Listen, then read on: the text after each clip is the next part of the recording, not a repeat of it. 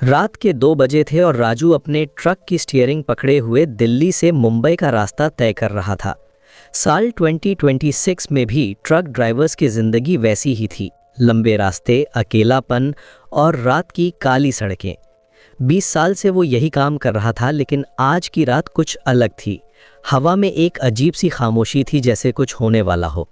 वो खामोशी जो आंधी से पहले होती है, जब पंछी भी चुप हो जाते हैं। राजू के गले में प्यास लगी थी। उसने अपनी वाटर बॉटल उठाई, लेकिन वो खाली थी। अरे यार, उसने मन में सोचा, अगले ढाबा पर रुकना पड़ेगा, लेकिन इस वक्त कोई ढाबा खुला नहीं मिलेगा। रात के 2 बजे सब बंद होता है, सिर्फ हाईवे की लाइट्स और उसके ट्रक की आवाज़ के अलावा कुछ नहीं था।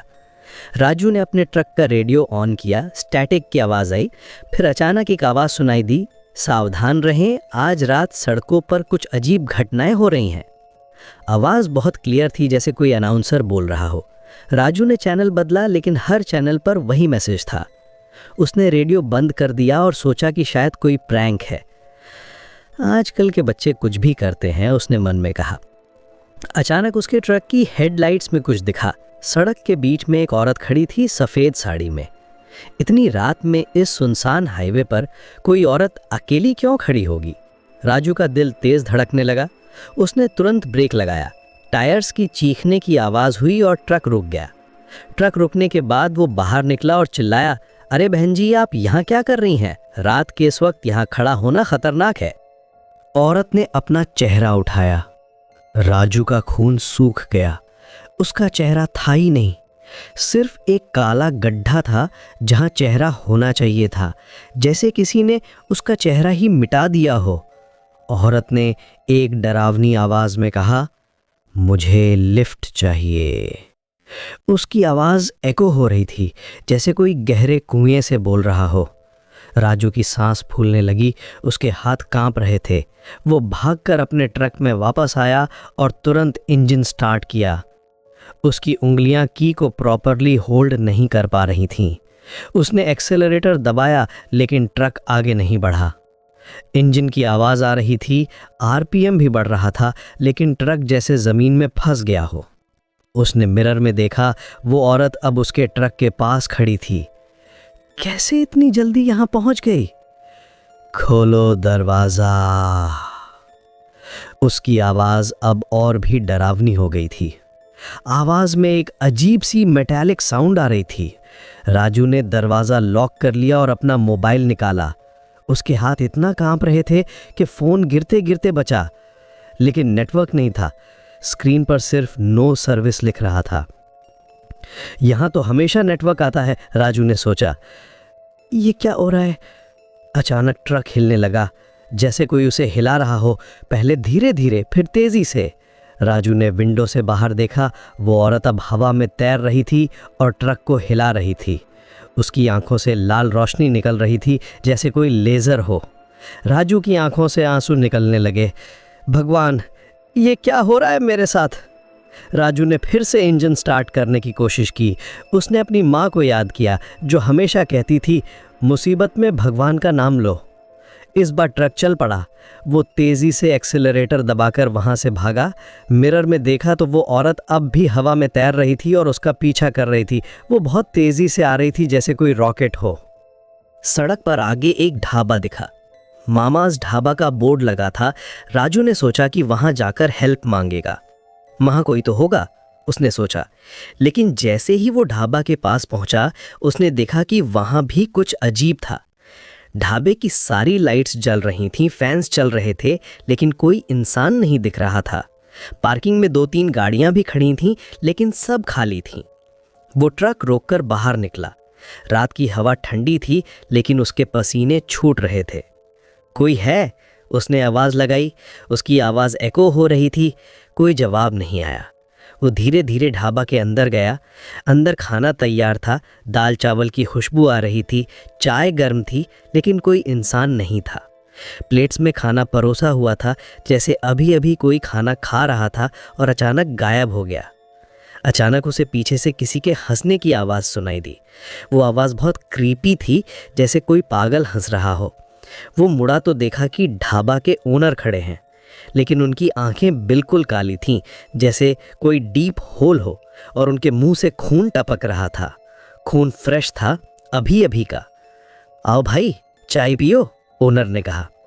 उसकी आवाज़ नॉर्मल थी, लेकिन उसका चेहरा डरावना था।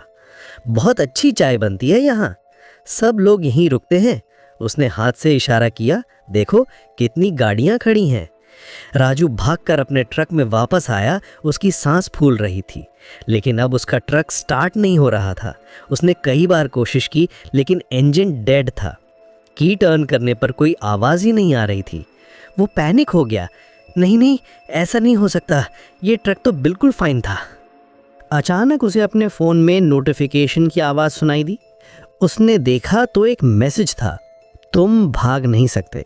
मैसेज किसने भेजा था ये पता नहीं था, नंबर अननोन था। फिर एक और मैसेज आया, हम तुम्हारा इंतज़ार कर रहे हैं। राजू के हाथ से फ़ोन कर गया। राजू ने ट्रक का हुड खोला और इंजन चेक किया। सब कुछ नॉर्मल लग रहा था, वायर सब जगह पर थी, बैटरी भी फाइन थी। उसने फिर से स्टार्ट करने की कोशिश की। इस बार इंजन चल गया। शुक्र है भगवान का, उसने कहा। वो तेज़ी से वहाँ से निकला, लेकिन जैसे ही वो मेन रोड पर आया, उसने देखा कि सड़क पर और भी ट्रक्स खड़े हैं। अशोक लेलैंड, टाटा, महिंद्रा, सब तरह के ट्रक्स। सभी ट्रक ड्राइवर्स बाहर खड़े थे और उनके चेहरे भी वैसे ही काले थे जैसे उस औरत का था। वो सब एक साथ उसकी तरफ देख रहे थे और हंस रहे थे। राजू समझ गया कि ये कोई नॉर्मल सिचुएशन नहीं है। उसने अपना ट्रक रिवर्स किया और दूसरे रास्ते से जाने की कोशिश की, लेकिन हर रास्ते पर वही सीन था, फेसलेस लोग, एम्प्टी व्हीकल्स और डरावनी खामोशी, जैसे पूरी दुनिया ही बदल गई हो। उसका फ़ोन फिर से रिंग हुआ। स्क्रीन पर अननोन लिख रहा था। उसने कॉल रिसीव की। दूसरे तरफ से एक बच्चे की आवाज़ आई, अंकल मुझे घर जाना है। आवाज़ बहुत इनोसेंट थी, जैसे कोई छोटा बच्चा रो रहा हो। राजू ने कहा, बेटा तुम कहाँ हो? मैं आपके ट्रक के पीछे हूँ, प्लीज़ मुझे घर छोड़ दो। राजू ने मिरर में देखा, ट्रक के पीछे कोई नहीं था। उसने विंडो से बाहर देखा, कोई बच्चा नहीं था। अंकल मैं यहाँ हूँ। आवाज़ अब ट्रक के अंदर से आ रही थी। राजू ने पीछे देखा, ट्रक के स्लीपर कैबिन में एक छोटा बच्चा बैठा था, लेकिन उसका चेहरा भी नहीं था, सिर्फ एक काला गड्ढा था। राजू चिल्ला और ट्रक से कूद गया। वो सड़क पर भागने लगा। उसके पैर कांप रहे थे, लेकिन वो भागता रहा। लेकिन जितना वो भागता, सड़क उतनी ही लंबी होती जाती, जैसे वो एक एंडलेस लूप में फंस गया हो। वो भागता रहा, लेकिन कहीं नहीं पहुंच रहा था। अचानक उसे दूर से एक लाइट दिखी। वो उस तरफ भागा। लाइट एक पेट्रोल पंप की थी। भारत पेट्रोलियम का बोर्ड लगा था। वहां एक अटेंडेंट खड़ा था जो नॉर्मल लग रहा था। उसका चेहरा था, आंखें थी, सब कुछ नॉर्मल था। भाई हेल्प करो, राजू ने कहा, यहाँ कुछ अजीब हो रहा है।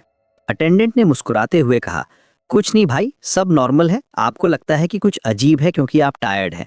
लॉन्ग ड्राइव करते करते माइंड कंफ्यूज हो जाता है। राजू को लगा कि शायद वो सच कह रहा है। उसने पीछे देखा तो वो सब कुछ नॉर्मल था। उसका ट्रक वहीं खड़ा था, कोई फेसलेस लोग नहीं थे। सड़क पर नॉर्मल ट्रैफिक था। शायद मैं सच में टायर्ड हूँ, बहुत दिनों से प्रॉपर्ली सोया नहीं हूँ। अटेंडेंट ने कहा, यहाँ रेस्ट करो, मॉर्निंग में निकलना, रात में ड्राइव करना डेंजरस है। राजू ने हाँ कहा और पेट्रोल पंप के रेस्ट एरिया में जाकर लेट गया। वहाँ एक छोटी सी कॉट थी, लेकिन जैसे ही उसकी आंख लगी, उसे एक विस्पर सुनाई दी, तुम अभी भी सपने में हो। उसकी आंख खुली तो देखा कि वो अभी भी अपने ट्रक में बैठा है, सड़क के बीच में। बाहर अभी भी रात है और वो सफ़ेद साड़ी वाली औरत अभी भी उसके सामने खड़ी है। उसकी लाल आंखें चमक रही थीं। राजू समझ गया कि वो एक नाइटमेयर लूप में फंस गया है जहां से निकलना इम्पॉसिबल है। उसकी आंखों से आंसू निकलने लगे। मैं कभी घर नहीं जा पाऊंगा, उसने सोचा। लेकिन अचानक उसे अपनी माँ की आवाज़ सुनाई दी, राजू डरो मत, भगवान का नाम लो, मैं तेरे साथ हूँ। उसकी माँ की आवाज़ बहुत क्लियर थी, जैसे वो पास में ही हो।